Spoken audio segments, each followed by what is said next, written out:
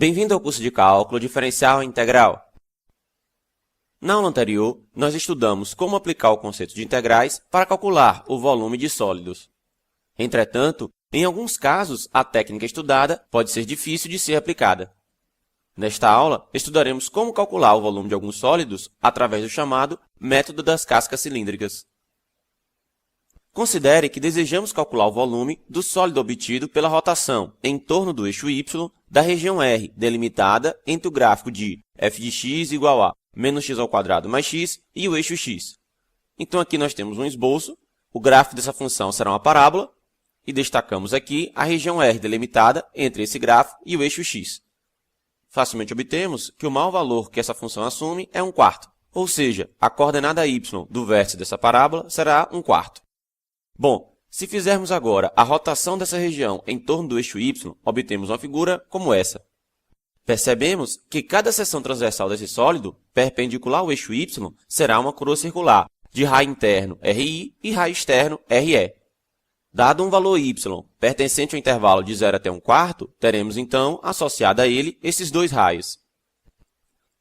Para determinar cada raio associado a um valor y, devemos então resolver a equação f de r igual a y. Ou seja, temos que menos r ao quadrado mais r é igual a y.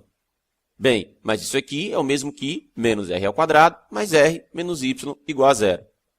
Considerando a incógnita r, essa é uma equação polinomial do segundo grau, com solução ri igual a 1 menos a raiz de 1 menos 4y sobre 2 e RE igual a 1 mais raiz de 1 menos 4y sobre 2. A área de cada seção transversal será dada por A igual a π de RE ao quadrado menos π de RI ao quadrado. Eu simplesmente peguei a área do círculo maior e subtraí pela área do círculo menor.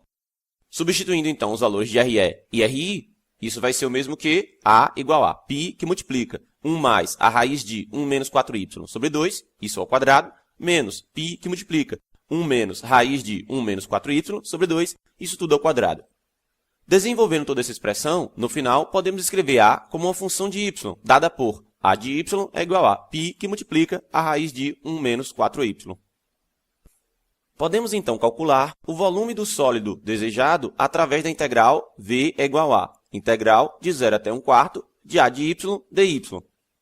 Substituindo a função a de y, isso vai ser o mesmo que a integral de 0 até 1/4 de π, que multiplica raiz de 1 menos 4y dy.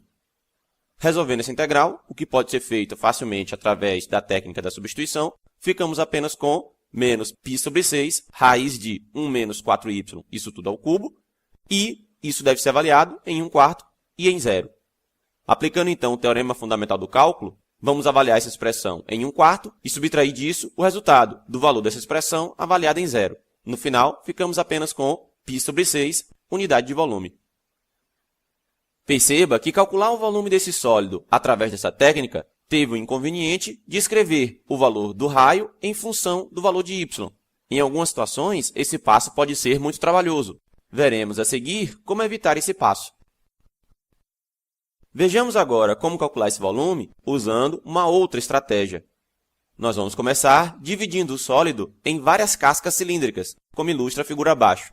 Temos aqui, então, o mesmo sólido anterior, escolhemos um determinado ponto x e calculamos o valor da função naquele ponto, obtendo aqui f de x, e a partir disso nós criamos uma casca cilíndrica, cujo raio externo será x mais Δx sobre 2 e o raio interno será x menos Δx sobre 2. Lembrando que uma casca cilíndrica nada mais é do que um cilindro circular reto, de onde tiramos, entre aspas, de seu miolo, um outro cilindro circular reto. Aqui nesta outra figura, eu simplesmente destaquei essa casca cilíndrica. O volume dessa casca cilíndrica é dado por V barra igual a π, que multiplica x mais Δx sobre 2 ao quadrado, f de x, menos π, que multiplica x menos Δx sobre 2 ao quadrado, f de x. Aqui eu simplesmente calculei o volume do cilindro maior e subtraí pelo volume do cilindro menor. Após desenvolver toda essa expressão, no final ficamos apenas com V barra é igual a 2πx, f de x, Δx. Vale a pena destacar que o volume da casca cilíndrica é equivalente ao volume do paralelepípedo, cujas dimensões são 2πx, Δx e f de x. Ou seja, aqui temos a casca cilíndrica com altura f de x raio externo x mais ΔX sobre 2 e raio interno x menos ΔX sobre 2, cortando essa casca cilíndrica e abrindo-a, nós obtemos um sólido como esse, um paralelepípedo, cujo comprimento é 2πx, a largura é ΔX e a altura é f de x. Colocando dessa maneira, fica fácil perceber como o volume da casca cilíndrica é simplesmente 2πx, f de x, ΔX. Continuando agora a solução, vamos dividir o intervalo de 0 a 1 em n partes, de modo que x0 é igual a 0 e xn é igual a 1. Em cada subintervalo xi, xi mais 1, de comprimento ΔXi igual a xi mais 1 menos xi, vamos tomar x barra i o seu ponto médio. O volume de cada casca cilíndrica será dada por V de i é igual a 2π x barra i, f de x barra i, ΔXi. Somando-se todos esses volumes, teremos uma aproximação para o volume do sólido. No limite, quando o maior ΔXi tende para zero, essa soma tenderá para o volume do sólido desejado. Ou seja, nós vamos ter V é igual a limite do máximo ΔXi tendendo para zero, do somatório de i começando em zero até n-1, de 2π x barra i, f de x barra i, ΔXi. E isso aqui, lembrando da definição de integral definida, é simplesmente a integral de 0 até 1 de 2πx, f de x, dx.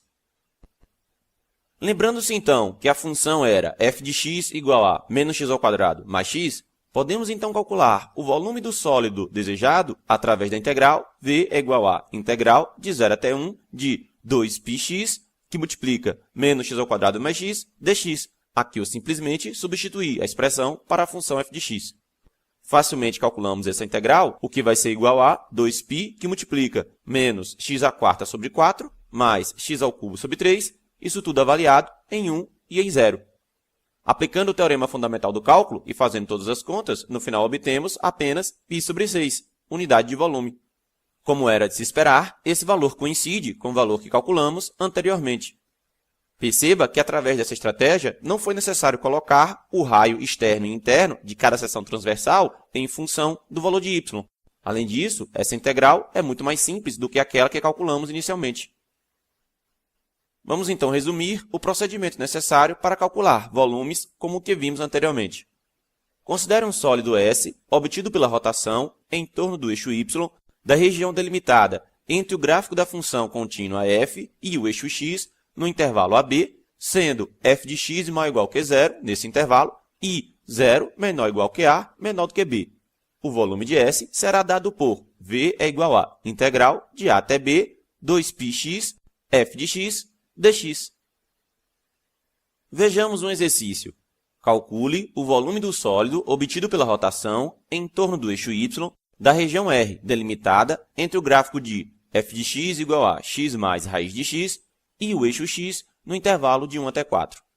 Temos, então, aqui nessa figura, um esboço para o gráfico dessa função e para a região R. Aqui, então, está representada a função f no intervalo de 1 até 4. O valor de f para x igual a 1 é 2 e o valor de f para x igual a 4 é 6. Aqui em destaque está a região R. E se fizermos agora a rotação em torno do eixo y, obtemos um sólido como esse. O volume desse sólido será dado pela integral V é igual a integral de 1 até 4 de 2πx, f de x, dx. Substituindo a expressão para a função f, ficamos então com a integral de 1 até 4 de 2πx, que multiplica x mais raiz de x, dx.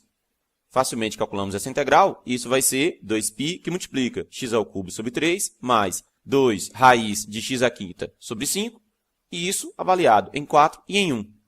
Aplicando o teorema fundamental do cálculo e fazendo todas as contas, no final ficamos apenas com 334π sobre 5, unidade de volume.